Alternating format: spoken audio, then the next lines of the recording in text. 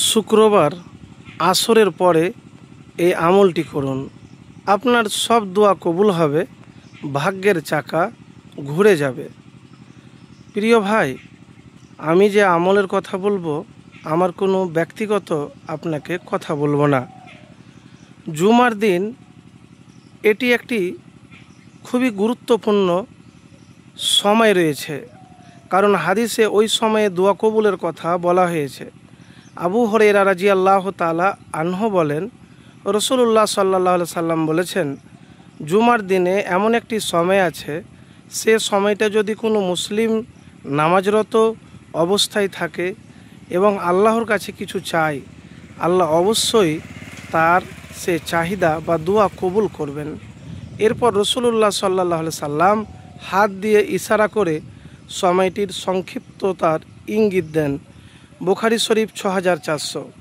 আনাস রাদিয়াল্লাহু তাআলা আনহু বর্ণনা করেছেন, জুমার দিনে এমন একটি সময় আছে যেটা বান্দা আল্লাহর কাছে কোনো দোয়া করলে আল্লাহ তাকে তা দিয়ে থাকেন।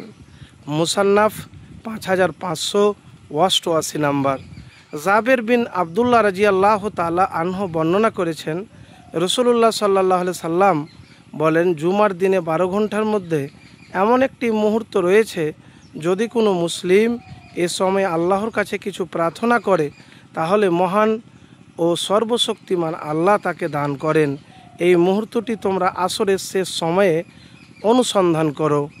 আবু দাউদ শরীফ ১০৪৮।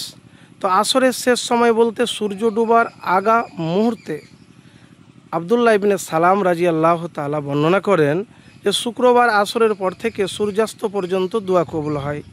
বিখ্যাত সিরাত গ্রন্থে জাদুল মাআদে এসেছে, জুমার দিন আসরের নামাজের আদায়ের পর দোয়া কবুল হয়।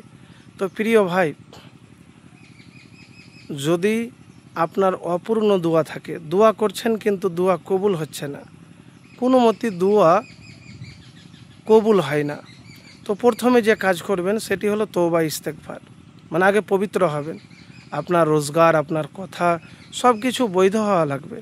তারপরে যতদিন জীবনে শুক্রবার আসরের পরে পাবেন, আপনি দোয়া করবেন।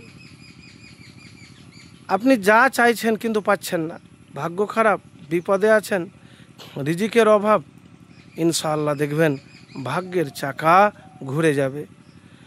এতটুকুন প্রিয় ভাই বলবো যে জীবনে আপনি হয়তো চাচ্ছেন কিন্তু পাচ্ছেন না, একবার শুক্রবার আসরের পরে দোয়া তো করেই দেখুন। প্রিয় ভাই, এতটুকুন বলবো যে ভরসা এবং বিশ্বাস নিয়ে আপনি আল্লাহ সুবহানাহু ওয়া তাআলার কাছে চাইলে আপনাকে কখন নিরাশ করবে না। নবীজি সাল্লাল্লাহু আলাইহি সাল্লাম বলেছেন, দোয়া একমাত্র যা ভাগ্য পরিবর্তন করতে পারে।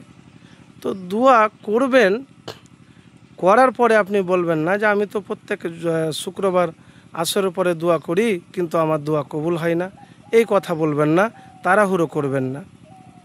প্রিয় ভাই, একবার আমল করে দেখুন। এতটুকুন আপনাকে বলবো যে আমি যে কথাগুলি বললাম হাদিস থেকে বললাম। এবারে আপনার দোয়া যদি কবুল হয়ে যায়, তো আপনি যে চাচ্ছেন, যে জিনিস আপনি মনের ইচ্ছা আকাঙ্ক্ষা আছে, সেই আকাঙ্ক্ষা ইনশাআল্লাহ দ্রুত পূরণ হয়ে যাবে যখন দোয়া কবুল হবে। আর দোয়া কবুলের মালিক একমাত্র হলো আল্লাহ। আপনাকে চেষ্টা রাখতে হবে, নিরাশ বা হতাশ হলে হবে না। একবার আমল করেই দেখুন, ইনশাআল্লাহ ফলাফল পাবেন।